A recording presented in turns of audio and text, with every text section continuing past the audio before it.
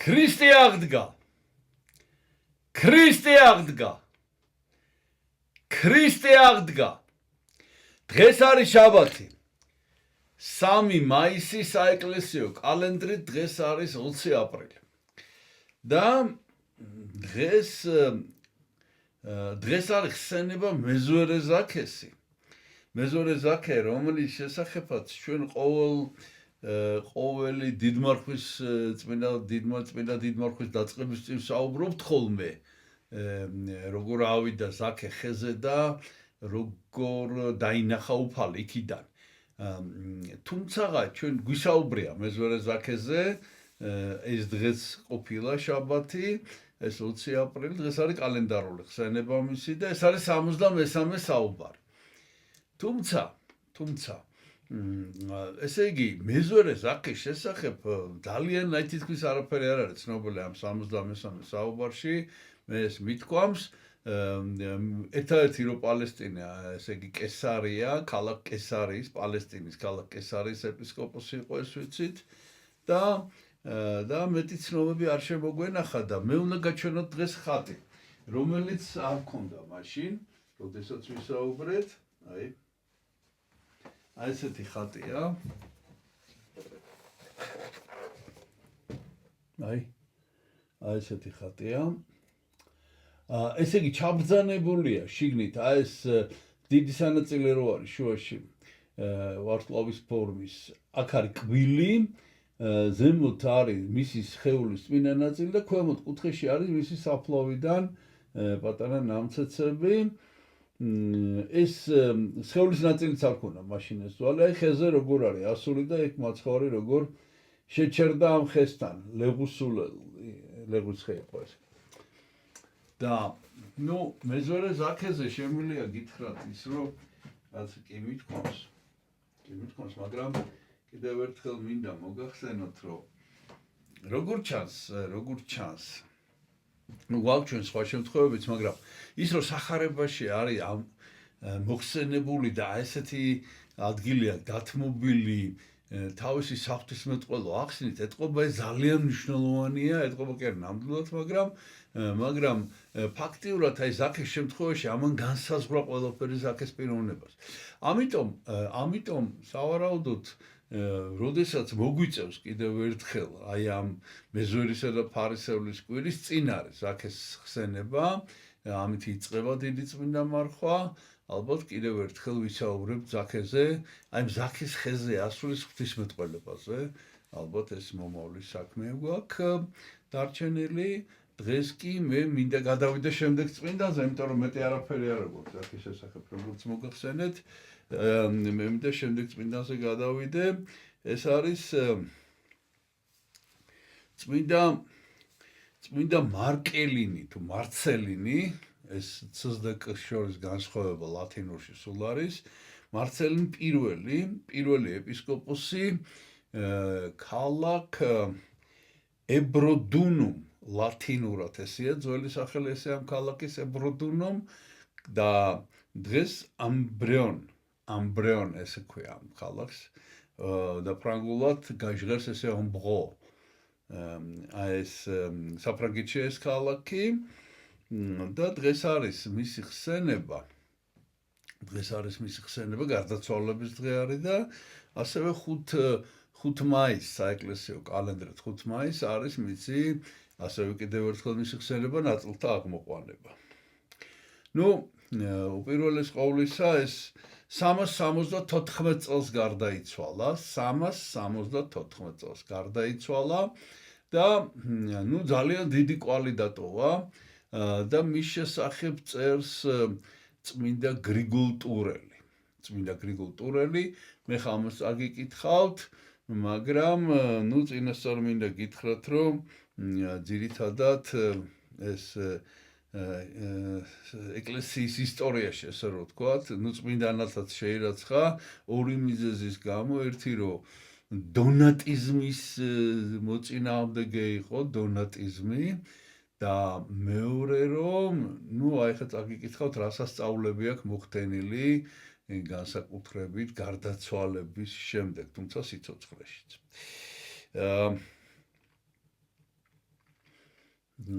ჯერ წავიკითხოთ წმინდა გრიგოლ ტურელს რა უწერია მის შესახებ. ეს არის ნეტარი აღსარებლების დიდების შესახებ. ეს ქართულად ესე არის მისი თხზულება. ნეტარი აღსარებლების დიდების შესახებ. 62 თავი არის ეპისკოპოს მარკელინზე. ებრედუნ ამბრეონი, როგორც მოგახსენეთ, ამბრეონი ამ ქალაქსაც აქვს, ესე იწყებს ამ ქალაქსაც აქვს სიამაყის მიზეზი, თავისი, ამ ქალაქსაც ყავს თავისი წმინდანი, მოკლედ ესე იწყებს, ეს არის წმინდა მარკელინი. და მისი წმინდა ნაწილები სასწაულთ ქმედებენ, რომლებიც დღემდე ეს არის ხა მეოთხე საუკუნე, ხო, გრიგოლ ტურელი მეექვსე საუკუნეა და ეს ამობს, რომ დღემდე უხრწნელნი არიან მისი წმინდა ნაწილები. და ბევრ სასწაულსაც აღასრულებენ. და პირველ რიგში მოხსენებული აქვს ესეთი სასწაული. კიდევ ერთხელ ვახსენებთ, როდესაც მე მარკელინის ცხოვრების აღწერაც არსებობს, მე კი ვერ მიმიწვდა ხელი ჯერჯერობით უმერთი გამოგვიჩენს. ძველი აღწერილი ცხოვრება. ხო და აი იმ ცხოვრებაშიც ახლა ჩვენ წავიკითხავთ და ესეთი პირველი სასწაულს ასახელებს წმინდა გრიგოლ ტურელი, რომ ესე იგი მართალინმა ააშენა ტაძარი ემბრიონში დღესაც დგას ეს კათედრალი, რომელიც ეს მისი მართალინის აშენებული ტაძარი გადაკეთდა მერე დიდ კათედრალად მოგვიანებით და კათედრალი იყო თავიდანვე, იმიტომ რომ იქ წირავდა. პირველი ეპისკოპოსი იყო ამ ქალაქის, ხო და ააშენა ბაპტისტერიუმი, სანათლავი. და ესეთი სასწაული ხდებოდა ყოველ წელს ამ ბაპტისტერიუმში, რომ აღდგომის ღამეს, საერთოდ თქვენ იცით, რომ ძველად ესეთი ტრადიცია იყო, რომ სპეციალურად აგროვებდნენ მოსანათლებს.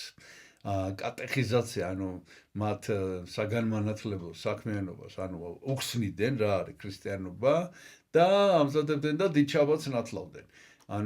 ესე იგი ამზადებდნენ სპეციალურად აღდგომისათვის და აი ამ აღდგომის ღამეს, მოკლედ, სწორედ, წინა ღამეს, ესე იგი ეს ივსებოდა ეს საბანელი თავისით ივსებოდა წყლით. ოღონდ ივსებოდა ზუსტად, რომ არ გადმოსულიყო წყალი. და შემდეგ ეს წყალი თავისით მერე გადიოდა და ჩატარდებოდა ეს ნათლობა, ეს წყალი თავისით გადიოდა, წარეალდებოდა მოკლედ ეს ემბაზი. ასევე ეს ამას მთელი გრიგოლ ტურელი ამას, რომ მთელი ბრწყინვალე შვიდეული სავსე იყო ეს წყლით და მერე გადიოდა ეს წყალი. შემდეგ ესე იგი რომ მის საფლავზე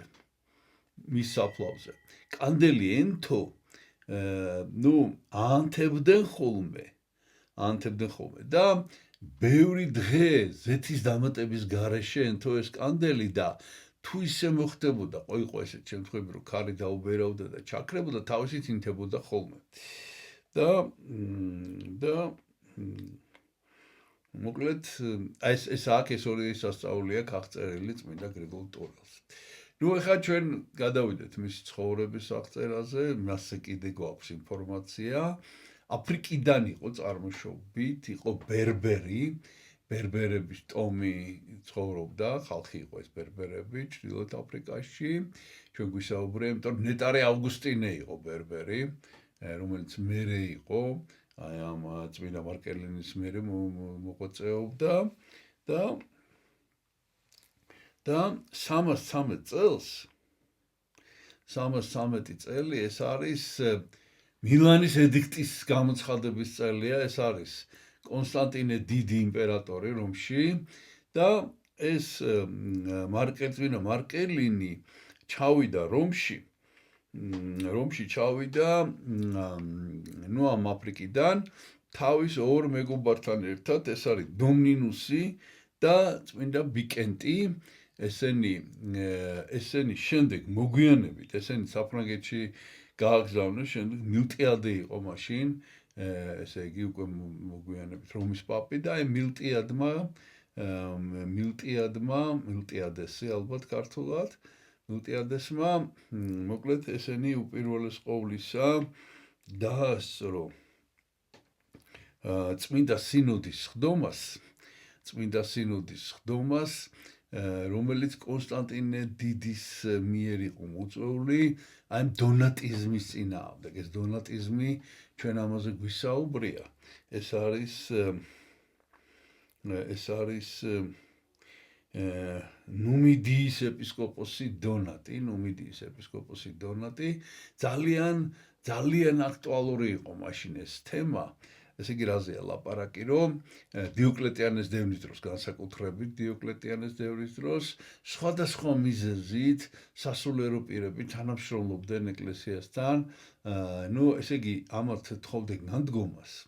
ეს განდგომა სხვადასხვა ფორმით იყო არსებობს, ხა პირდაპირი ის რომ უარყავი და თუ არა და მოკლოდა რაღაც, მაგრამ არსებობდა კიდე სხვა შეთავაზებები, მაგალითად წიგნები დააწვი და ნუ რაღაცა ესეთი და მოკლედ ვერ უძლებდა ყველა ამ დევნას ვერ უძლებდა და კომპრომისზე მიდიოდა, სხვადასხვა კომპრომისზე, ბევრი სასულიერო პირველ რიგში ამაზე იყო ლაპარაკი, მერის ადამიანებიც, მაგრამ მთავარი სასულიერო პირები იყვნენ და აი როდესაც დამთავრდა ეს დევნა, დადგა ეს საკითხი, რომ რა უყოთ ახლა ამათ, ესენი ფაქტიურად ეკლესიიდან განხეთქილებაში კი არა, ნუ განგდებულები არიან, იმიტომ რომ უარყვეს თვითონ, ხო და ნუ აი ვაპატიოთ, არ ვაპატიოთ, სიცოცხლის ბოლოს შევიწყნაროთ, თუ აი რა ვქნათ, აი ესეთი სხვადასხვა კამათი იყო და აი ეს დონატი ამბობდა, რომ საერთოდ არ შეიძლება ამათ ეკლესიაში შემოშვება, იმიტომ რომ მათ ქრისტე უარყვეს.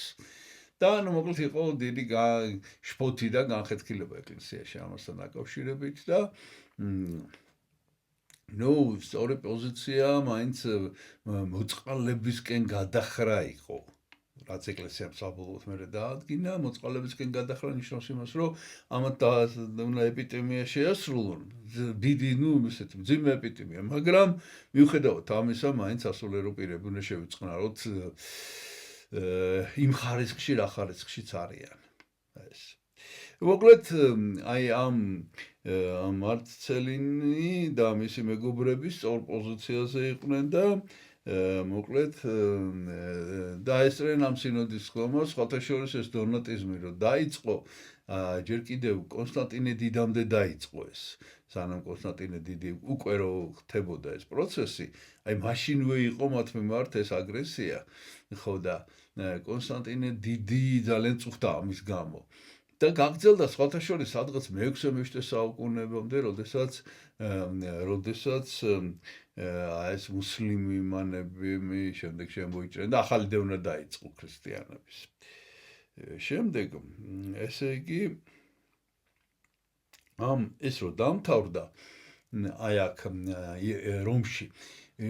შემდეგ აი ამ მილტიადესმა ესენი გააგზავნა საფრანგეთში, მაშინ გალიის ტერიტორიაზე და ესენი ჯერ ჩავიდნენ პირველ რიგში ქალაქ ნიცაში და შემდეგ ესე იგი წავიდნენ საქადაგებლად ალპებში, ფრანგულ ალპებში და ამის შემდეგ იქადაგეს, ესე იგი იტალიურ ალპებში, იტალიის მხარეს იქადაგეს და მოკლედ ზღვის ნაპირას და კიდევ მთებში და კიდევ ჩავიდნენ ესენი ბოლოს ვერჩელში, ქალაქ ვერჩელში, იტალიაში, სადაც ესენი ევსევი, ჩვენ გვისაუბრია მის შესახებ, ვერჩელის ეპისკოპოსი, ევსევი და ემილიან ვალენსიის ეპისკოპოსი იყო კიდე იქა და აი ამ ორმა ეპისკოპოსმა ეს სამი აკურთხა მოკლედ ეპისკოპოსებად და გამოაგზავნა, ისევ დააბრუნა საფრანგეთში და ეს იყო 360 წელი, როდესაც ესენი ეპისკოპოსებად იკურთხნენ და 363 წელს უკვე მარცელინი შეუდგა მსახურებას აი თავის ქალაქში. ამბრეონ ესე ქვია ამ ქალაქს, ამბრეონ და აი ამ ამბრევნში შეუდგა ქალაქში მსახურებას და დაიწყო იმითი რომ პატარა სამლოცველო ააშენა აქ იყო საფლავი ძალიან ცნობილი წმინდანების ჩვენ მასზე გვისაუბრია ეს არის ნაზარი და ცელსიუსი აი ამათ საფლავზე ააშენა სამლოცველო და მე მოგვიანებით აი სწორედ აი ამ ამბრეონის კათედრალი ესე ქვია დღეს რომელიც არის სწორედ მარცელინის სახელობის აი აქ ნუ ღვთისმშობლის სახელობის არის მაგრამ საკურთხეველი არის აი ამ სწორედ მარცელინის და აი აქ ააშენა სწორედ ის ბაპტისტერიუმი რომელზეც ჩვენ უკვე თქვით რომ რა ეს სასწაულები ხდებოდა ну შემდეგ აი კიდევ ასეთი რამ სულ რამდენიმე ფაქტია მარცელინის შესახებ მაგალითად ერთი ესეთი ფაქტია მოყოლილი ესეც როგორც სასწაული ესეა ну ერთი მისი გადაწყვეტილება და მეორე რეალურად ესე იგი მან როგორც ეს აღასრულა მოკლედ ერთხელაც ამ ტაძრიდან თავის პატარა ტაძრიდან გამოვიდა და რას ხედავს რომ მოკლედ ხა იქ არ არის დაზუსტებული ეს ხარი იყო თუ სახედარი მოკლედ ცხოველი მოდის და რაღაც არაადამიანურად ბევრი ტვირთი აქვს აკიდებული კვდება რა ეს ცხოველი აი მოკვდება აი სადაც არის მოკვდება ესე დღეში იყო და მივიდა მარცელინი ცხოველთან მოკლედ და ეს ტვირთი გადმოიტანა და თვითონ დაიწყო ეს მთლიანად ეს წელი ტვირთი მხრებზე და რაღაცა მანძილი ამ ტვირთთან ერთად გაიარა მე ეტყობა ეს პატრონი შეწუხდა და რაღაცა და მოკლედ აი ეს ტვირთი გადაიტანა და ცხოველი გადაარჩინა ეს ერთი შემდეგი სასწაული იყო ესეთი რომ ну ამ ცხადია რომ ქალაქში ხადაგებდა ისა და არ ვიცი კარგად ვერ გავიგე რა ბოლო წარმართი იყო ბოლო არ ვიცი ხა ბოლო რამდენად იყო მაგრამ ну ერთ-ერთი კერპცახური მოკლედ მოაქცია იმითი რომ მის თვალწინ რაღაც ჭურჭელი ეჭირა ხელში თიხის და გაუტყდა და აიღო ამან ეს ჭურჭელი და იესო ქრისტეს სახელით შეაერთა ეს და გამთელდა დაწევდა გამთელდა მთლიანად და ისე იმოქმედა ამ წარმართზე ამ სასწაულმა რომ იგი გახდა ქრისტიანი შემდეგ კიდევ ესეთი სასწაული მოუხდენია რომ თავისი კვერთხით დიურანს ესეთი მდინარე არის იქა დიურანსი და აი ეს მდინარე ადიდდა და მორწმუნეებთან ერთად მიდიოდა მოსალოცად და უნდა გადასულიყო და ეს კვერთხი შეახო ამ მდინარეს და ეს მდინარე ისე დაწყნარდა რომ ესენი ადვილად გადავიდნენ. ну აი ეს არის ძირითადად აი წმინდა მარცელის შესახებ და ბოლოს მინდა გითხრათ რომ მე-10 საუკუნეში ამბრეონის ეპისკოპოსი იყო ლიბერალუსი და აი მან ეს ამ მარცელის წმინდა ნაწილები გადააბრძანა შანტიოჟის მონასტერში შანტიოჟ რომელიც მაშინ ბენედიქტური მონასტერი იყო და სარაცინების შემოსევა და რომ გადარჩენილი მაგრამ მე მოგვიანებით ისევ დაბრუნდა ეს მისი წმინდა ნაწილები ქალაქ ამბრეონში დღესაც იქ ინახება ამბრეონის კათედრალში აი ეს არის შანტიოჟის მონასტერი აი ესა დღეს ესე გამოიყურება შემდეგ ეს არის ამბრეონის ტაძარი დღეს და მე-19 საუკუნეში ეს გრავიურა ესეთი და ეს უნდა გაჩვენოთ რაღაცა გასაოცარი მოსაბოხატულობა 1495 მე მგონი ხო? დიახ 1440 წელი აი გავადიდოთ აი ეს ეხლა მე ბევრი კარგი ხატრობაა ძალიან საინტერესო მაგრამ ხედავთ ქვემოთ ორნი რო არიან ამას გადადებულს გაჩვენებთ ხა ეს არის წმინდა მარცელინი და არ წაშლილია ცოტათი რომელიღაც წმინდანთან ერთად და ეხლა მარცელინს გაჩვენებთ გადადებულს და ჟაკერიო ესე ქვია იმ ოჯახს რომლებიც ხატწერები იყვნენ და მათი 1440 წელს არის შესრულებული აი ეს არის წმინდა მარცელინი ეს არის წმინდა მარცელი ნუ სხვა არაფერი გაგვაჩნია მისი. გარდა იმისა, რომ გაგვაჩნია ეს პატარა ნამცეცი. მისი ესეთი ნამცეცი გაგვაჩნია. ისის სხეულის ნაწილები მწერებით არის და ეს არის ამ ნაწილში მოთავსებული. და ეს არის დღეს აი მორი წმინდანის ნაწილი გაგვაჩნია, რომელიც მოგახსენეთ, ეს არის წმინდა ზაქე მეზვერე ყოფილი, რომელიც ხეზე ავიდა სპეციალურად, რომ იესო ენახა ეს და შემდეგ კესარიის ეპისკოპოსი გახდა პალესტინაში და აი წმინდა მარცელენი ამბრეონის პირველი ეპისკოპოსი. ამიტომ ამითი გემშვიდობებით ღმერთმა დაგლოცოთ, ქრისტე აღდგა. ქრისტე აღდგა. ქრისტე აღდგა.